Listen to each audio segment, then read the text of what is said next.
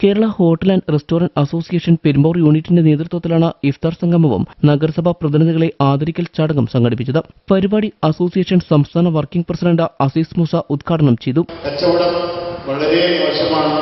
വ്യാപാരികളെല്ലാം തന്നെ, അത് ഹോട്ടലായാലും മറ്റു വ്യാപാരികളായാലും തന്നെ എനിക്ക് തോന്നുന്നു 50-40% കച്ചവടം കുറഞ്ഞ ഈ ഒരു കാലഘട്ടത്തിൽ, അതായത് 50 നോമ്പ് ഒരു വഴിക്ക്, റംസാൻ വ്രതം മറ്റൊരു വഴിക്ക്, എക്സാം, ഇതിനെല്ലാം പുറമെ വളരെ കഠിനമായ കാലാവസ്ഥ, ചൂട്, ആളുകളൊന്നും തന്നെ വെളിയിലിറങ്ങാൻ വലിയൊരു താല്പര്യമെടുക്കാത്ത ഒരു സമയങ്ങളിലൂടെയാണ് നാം കടന്നു പോകുന്നത്.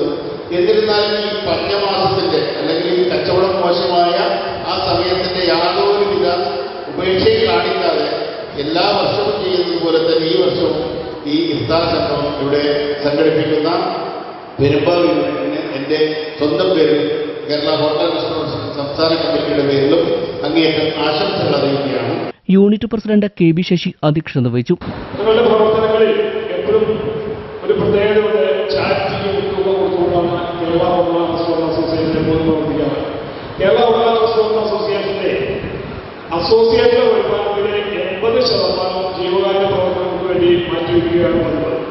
ഈ കഴിഞ്ഞ ഓണാഘോഷം പോലും ഞങ്ങൾ അതിന്റെ മുന്നോടിയായിട്ട് പീസ് വാലി എന്ന വളരെ ശരിക്കും പറഞ്ഞാൽ കഷ്ടപ്പെടുന്ന ജനങ്ങൾക്ക് ഒരു ജീവിതം കൊടുക്കുന്ന പീസ് വാലി എന്ന സംഘടനയുടെ കീഴിലാണ് ഈ വർഷത്തെ ഓണാഘോഷം വരെ നടത്തിയത്. അതോടൊപ്പം തന്നെ ഇഫ്താർ സംഘത്തോടനുബന്ധിച്ചും ഞാൻ ഒരു ചാരിറ്റി വിതരണം നടത്തി കഴിഞ്ഞിട്ടുണ്ട്. അത് ശരിക്കും ഇപ്പോഴത്തെ പ്രത്യേകത കൂടിയുണ്ട്. നമ്മൾ ചാരിറ്റി വിതരണമൊന്നും തന്നെ പൊതുവേദിയിൽ നടത്താൻ നമ്മൾ ഉദ്ദേശിക്കുന്നില്ല. അസോസിയേഷൻ സംസ്ഥാന പ്രസിഡന്റ് G. ജയ്പാൽ മുഖ്യപ്രഭാഷണം നടത്തി. അമീർ ഉസ്താദ് ഇഫ്താർ സന്ദേശം നൽകി.